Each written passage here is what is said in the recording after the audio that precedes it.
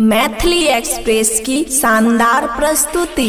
जब जाए के छलो तोरा नहीं दिल लगती हमरा से, जब जाए के छलो तोरा नहीं दिल लगती हमरा से, बीच रहिया में छोड़ के जाए छी गे जान काहे मुँह मर के।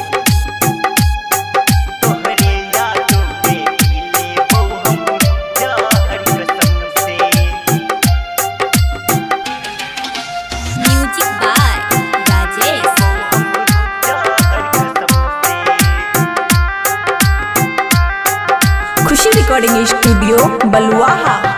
जायची ही तू छोड़ के हमरा बीच रहिया में छोड़ के, जायची ही तू छोड़ के हमरा बीच रहिया में छोड़ के, नहीं जो सनम हर जाई तू हमर दिल तोड़ के, तोहरे यादों में पी लेबो हम जहर कसम से।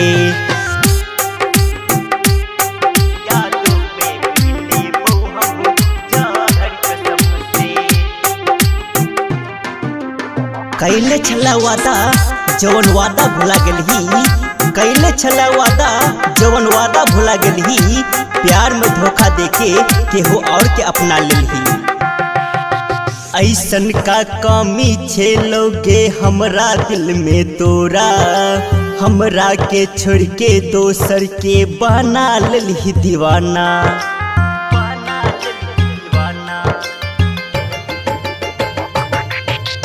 ऐसन का कमी छेलोगे हमरा दिल में तोरा, हमरा के छोड़ के दोसर के बना लेलही दीवाना।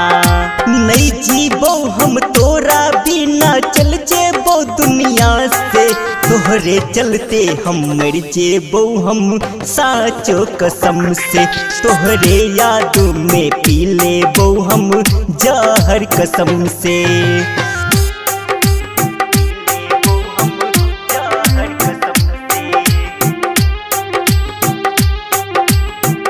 बस तू एगो एहसान कर दे, हम दुआ कर छी तोहरे से, बस तू एगो एहसान कर दे, हम दुआ कर छी तोहरे से, हमरा चीता पे ओढ़नी के कफन ओढ़ा दियत अपना हाथों से।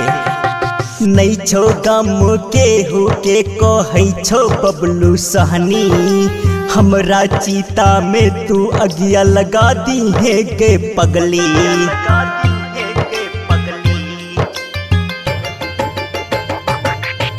नहीं छो गम के हो के कहै छो बबलू सहनी, हमरा चीता में तू अगिया लगा दी है के पगली।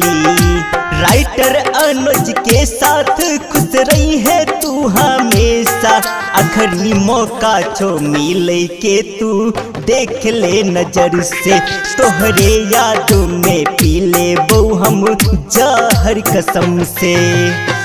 खुशी रिकॉर्डिंग स्टूडियो बलुआहा।